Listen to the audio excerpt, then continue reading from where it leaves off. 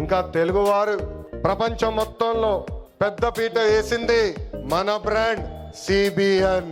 CBN అంటే development, CBN అంటే సంక్షేమం, సిబిఎన్ అంటే మనందరి ధైర్యం.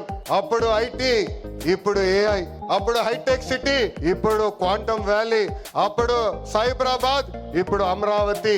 చాలి 200 రూపాయల పెన్షన్ ని 2000 రూపాయలు పెంచారు. ఇప్పుడు భారతదేశంలో ఏ రాష్ట్రం ఇవ్వని విధంగా 4000 రూపాయల పెన్షన్ మన చంద్రన్న అందిస్తున్నారు. అన్న క్యాంటీన్, డ్వాక్రా, దీపం, పేదల చిరునవ్వు మన నాయకుడు చంద్రబాబు నాయుడు గారు.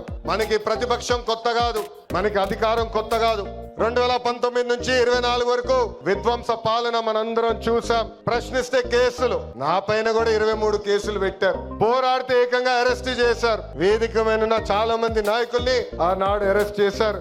ఎన్ని ఇబ్బందులున్నా, ఎన్ని కేసులు పెట్టినా మనం ఆనాడు ఒకే డైలాగ్ చెప్పాం. ఏంటది? ఆ డైలాగ్ ఏంటి? తగ్గేదే లేదు. మనందరం చూసాం. ప్రత్యర్థులు దాడి చేసిన, తొడగొట్టి మీసం మిలేసిన అంజిరెడ్డి తాతనే మనందరికి దమ్ము.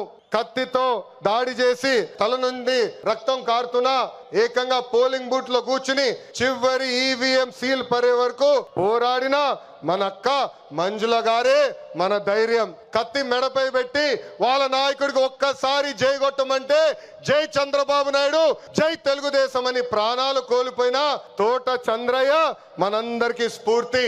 వేదికమైన ఉన్నారు. పార్టీ కోసం పోరాడి ఆనాటి పాలకులు వ్యతిరేకంగా మాట్లాడినందుకు ఆయన కన్ను పొడిచి కంటి చూపు పోయినా జై తెలుగుదేశం మన గాంధీ గారే ఈ రోజు మనందరి సత్తా.